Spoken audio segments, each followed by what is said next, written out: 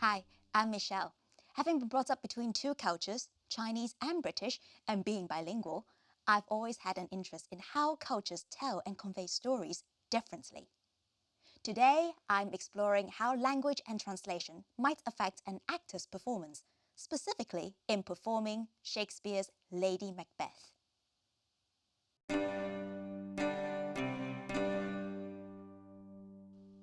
Shakespeare is undoubtedly one of the world's most well-known English playwrights, and his plays have been translated into over 100 languages, allowing his stories to be internationally accessible. I'm sure many academics and actors will agree with me when I say that performing Shakespeare requires a good understanding, cultural appreciation, and a good grasp of the English language. And for someone like me, where English is my second language, I need to do a lot of preparation work. Thumbing through the dictionary to fully understand Shakespeare's archaic English, researching 15th and 16th century English history, and deciphering Greek mythology and Latin references. Then we have to take into account the rhythm and the delivery of the iambic pentameter, which actually isn't too bad because sometimes it helps with my intonation. But even though I think I speak English pretty well, I sometimes find it hard to understand where to place stresses and phrasing in the English language. And it's only after all this I can actually start on analysing and dissecting the character for performance. A lot of work. But when you unlock that understanding, it's beautiful. And actually, this doesn't just apply to me. Many native English-speaking actors do the same. So, if performing Shakespeare relies so much on the English language itself, I wonder whether there will be a difference in the performance when the script is translated into another language.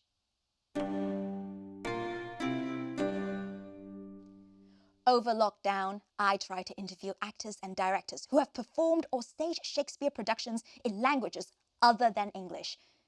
However, I struggle to find them. I did manage to speak to actress Emily McKnight in Australia. Whilst English is her first language, Emily has had quite a few experiences of Shakespeare productions in different languages. She told me of a bilingual performance of A Midsummer Night's Dream, directed by Dr. Miles Gregory at the Pop-Up Globe in New Zealand, where the fairies specifically spoke in Maori. And she attended a 2013 French performance of Hamlet by Comédie Française in Paris, directed by Dan Shamit. Interestingly, although Emily didn't speak French, she enjoyed watching Hamlet and fully understood the actions on stage. Could it be her previous knowledge of the story has helped her understanding? Or perhaps good acting and storytelling is transcendent of language and culture? And also, would the translation of the text influence the acting and how the audience received the performance? For example, how would you translate Hamlet's famous line, "To be or not to be"? Être ou ne pas être. Sein oder nicht sein. Ser o no ser. Essere o non essere. At være eller ikke at være. Alright, maybe translating it into another Western language is easier because there is a direct translation of the word be. It's a brilliant and flexible word, be. It means to exist, to take the quality of something, and it can also mean for something to happen or to take place. Hamlet's to be or not to be is not only to exist or not to exist, it carries the wider connotations of to live, to suffer, to commit suicide, or to kill. Now, I feel we could never translate that fully into the Chinese language. Firstly, Chinese doesn't have an equivalent of the word be. We can use 是, which means is. We use it in the same way, like I am Michelle, 我是 Michelle. But translating the line into 是或不是 doesn't convey all those meanings in to be or not to be. 是 doesn't really mean to exist. So how does it translate in Chinese? The version translated by Bian Zhilin, published by China's Zhejiang Literature and Arts Publishing in 2000 translated as 活下去还是不活, meaning to live on or not to live. Peng Jingxi's translation in Dialogue with Soliloquy, a study in Shakespearean soliloquy published by Shuling Publishing Limited in Taipei 2009 is 要生存或不要生存, which is to want to survive or not want to survive. Another Chinese translation by Zhu Shenghao, published by the People's Literature Publishing in China 2000 edition, has it 生存还是毁灭, literally means to survive or to perish. So no matter, something will always get lost in translation. If that's the case, how will that affect the performance? I studied Macbeth when I was at school, and I have performed in 2 productions in London as the witches, but I have never played Lady M herself. In class, I remember my teacher conjuring up the image of Lady Macbeth in Act 1, Scene 5, standing on the top of the castle, calling on demons and evil spirits to change her nature for this murderous act, like a witch. On a simple black and white level, she can be classed as a villainous character. Now, for a classic study, you can check out Dame Judi Dench's performance in Trevor Nunn's version. Actress Emily McKnight, however, has a more personal and sympathetic interpretation when she played the part in Shakespeare's production of Macbeth, directed by Shelley Casey. Emily's Lady M was given a tragic backstory that she had just lost her child before the play begins. But what your interpretation sounds like, it's a compensation for what she has lost. You have given her a more human motivation. So there is ambition in there, but that ambition is to cover up the grief that she has just gone through. Yeah, and I think that's it. And I quite liked thinking about it in that way, because it's like, okay, I'm actually desperate for something. I can't go through with murder if I'm still feeling all these motherly feelings in my body and mind.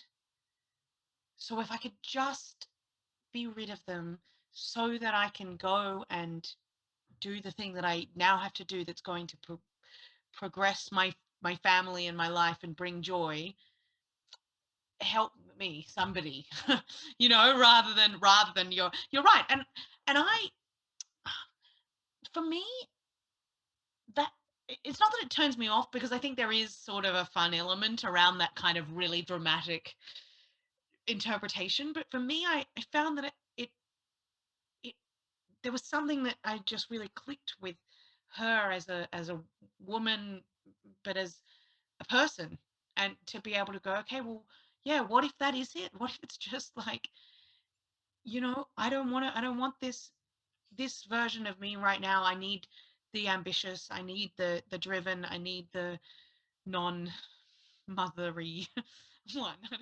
Another interpretation is that Lady M feels her femininity doesn't have the nature to be cruel, or she's aware and possibly scared that she might not be able to commit murder because her conscience and her sense of guilt, and so she is calling for supernatural powers to give her that courage and ability.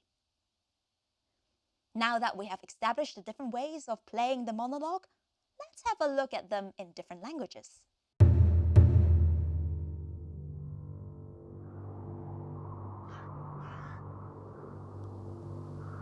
The raven himself is horse that croaks the fatal entrance of Duncan under my battlements.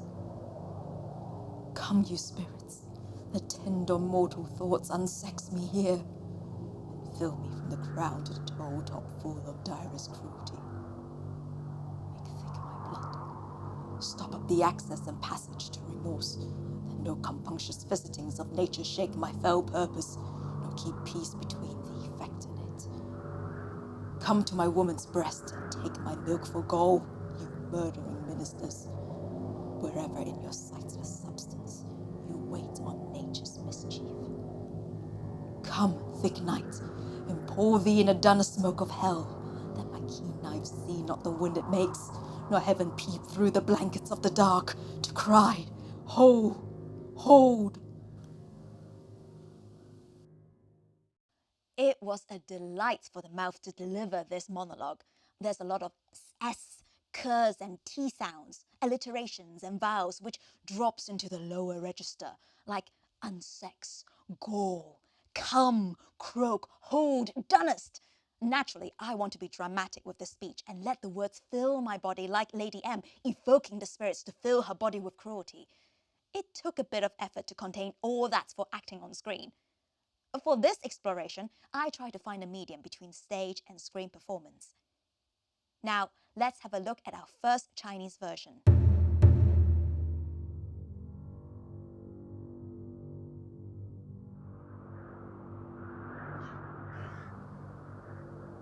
乌鸦以沙哑的声音啼叫，算告邓肯命中注定要进入我的城堡。来吧，执行死亡任务的邪灵，再次为我除去性别，把我从头到脚满满灌注最狠毒的残酷，凝结我的血液，关闭智者的入口和通道，以免天生的恻隐之心动摇我邪恶的意图，或者阻止大功告成。到我女性的乳房来，换奶水为胆汁吧，谋杀的使者。无论你们隐身在人间何处，助纣为虐。来吧，深夜，以地狱最黑的浓烟包里，不让我的利人看见伤口，也不让上天回头黑色的毡坛而大叫：住手！住手！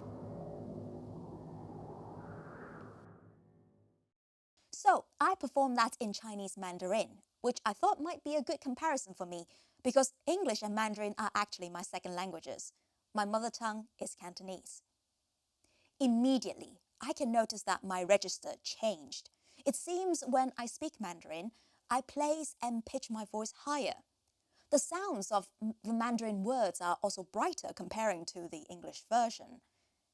I quite like this translated version because it almost translates phrase for phrase, keeping to the lines in Shakespeare's script.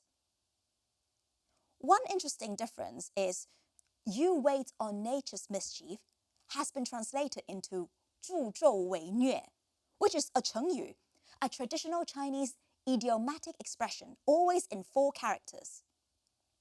助纣为虐 references to helping the tyrant King Zhou of Shang in his brutal campaign. This is Chinese history circa 1075 to 1046 BC, and the meaning of the 成语 now relates to supporting the evil side of the enemy. With all the historical and Greek mythology in Shakespeare's language, I quite like putting a bit of Chinese spin into the translation and the ooh sound in this phrase.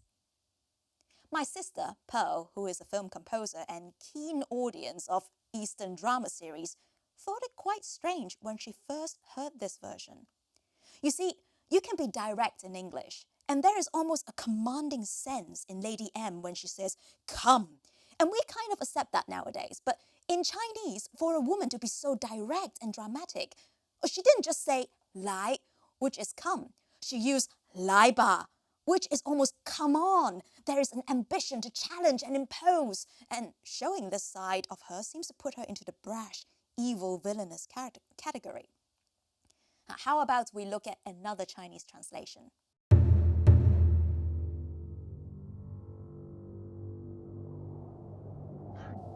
报告，邓肯走进我这堡门来送食的乌鸦，它的叫声是嘶哑的。来，注视着人类恶念的魔鬼们，除去我女性的柔弱，我最凶恶的残忍，置顶只种植在我的全身，凝结我的血液，不要让悔恨通过我的心头。不要让天性中的恻隐摇动我狠毒的决意。来，你们这些杀人的助手，你们无形的躯体散满在空间，到处找寻为非作歹的机会。到我这个妇人的胸中，把我的乳水当作奶汁吧。来，用最昏暗的地狱中的浓烟照住你自己，让我的锐利的刀瞧不见他自己切下的伤口，让青天不能从黑暗的纵情里探出头来，高喊着：“住手！住手！” When I first read this translation, I thought it was weaker than the other one. This piece concentrated mainly on translating the meaning of the words and imagery rather than line for line. This means a lot of the phrasing is different. For example, the translation begins with, "Reporting that Duncan is coming to my battlements to his death, the raven's voice is hoarse." The meaning is still there, but essentially the delivery of the line has changed. Stopping the access and passage to remorse has now become, "Don't let remorse pass through my heart." This translation also has Lady M addressing the murdering ministers first and then directing them to her chest to substitute her milk for gall. Oh, not take, substitute. Whilst it is a little more convoluted in the translation, less direct and imposing, I feel easier to instill a sympathetic thought into this version of Lady M. It feels the character is a little bit weaker to begin with, starting at the point of uncertainty, and thus she is appealing for help from the demons.